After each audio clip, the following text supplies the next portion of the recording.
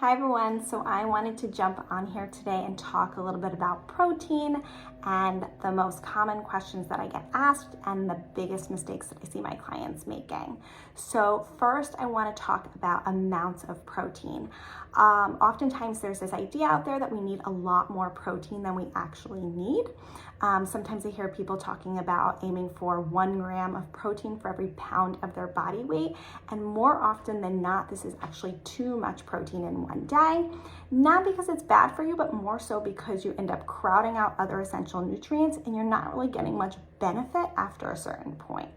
So with my clients, I typically recommend that they aim for anywhere between 70 to 80% of their weight in pounds. So to make it easier, if you're a 140-pound female, then this would equate to about 100 to 115 grams of protein. This is enough to get a benefit from a fitness perspective and from a building and preserving lean body mass perspective, but not too much often to crowd out other nutrients depending on how many calories you're taking in per day. So next thing is going to be how you're distributing that protein. I hear and I see a lot of people having like 2 to 3 chicken breasts at a meal, thinking that's what they need to be meeting their protein needs. And really, protein's more effective when it's evenly spaced out in doses throughout the day. So research shows anywhere between 20 to 40 grams of protein every 2 to 4 hours get you that max benefit of building and preserving muscle. But for females, this can sometimes be even less. So anywhere around like 15 grams every 3 to 4 hours could be a good place to aim. But you really don't have to worry about that too much unless you're really trying to build muscle. So the next thing is post-workouts, and this is a big thing that I get asked about in my sessions with clients. What should I be having after a workout? When do I need to be having something, and when do I not really need to be worrying about it?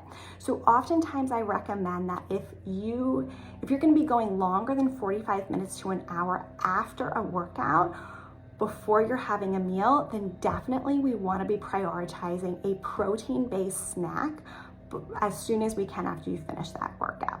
If you're finishing up a workout, going right into a meal, then you don't really have to worry about this because you're going to be naturally recovering with something anyway. But if you have that long gap, then we want to aim for something. And with this, I don't want it to just be a protein source. The reason is your body's number one priority at this time is to replenish energy stores. And if all you're giving it is protein, then that protein is actually going to go towards using this for energy rather than what you want it to do, which is build and preserve your muscle.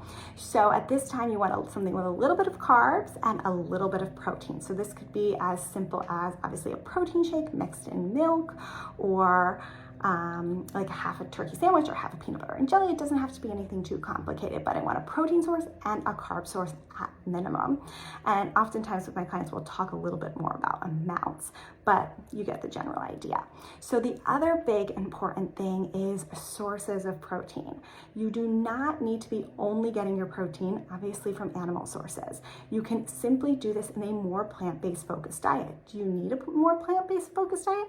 Not necessarily. Variety is the most optimal choice, but you can choose plant-based protein sources and still be meeting a lot of these guidelines.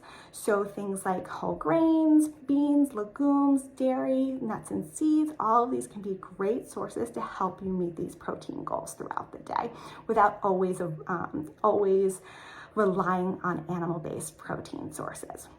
So this is all fine and good, and this is typically like the main sports nutrition recommendations that I give to my clients when they're asking about protein. However, it's really important to remember some non-diet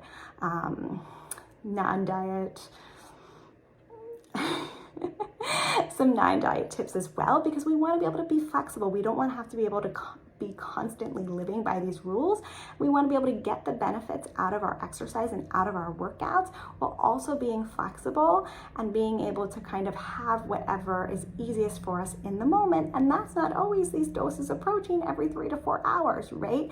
So what I want you to keep in mind is that what's most important is bigger picture, right? We eat almost 2,000 meals and snacks a year. We eat a lot throughout the day, a lot throughout every year.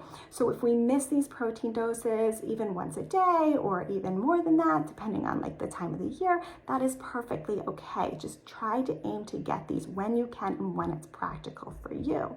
The other big thing is variety. Don't feel like you have to eat this ideal protein source of grilled chicken or anything. The protein comes in other sources, and the biggest goal is to really just including a source of protein, whatever that may be, and getting variety of different food groups and foods, because that means you're going to get variety of different vitamins and minerals.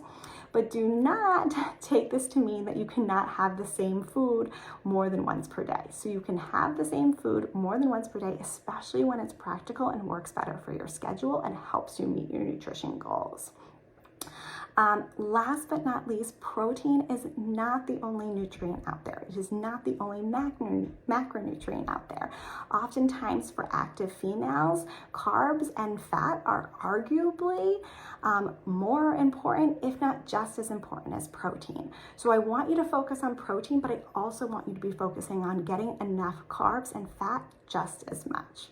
So I hope this was helpful for you. I hope it gave you a lot of really good information. If you have any questions, please do not hesitate to DM me. I would be happy to answer them for you. Have a good day.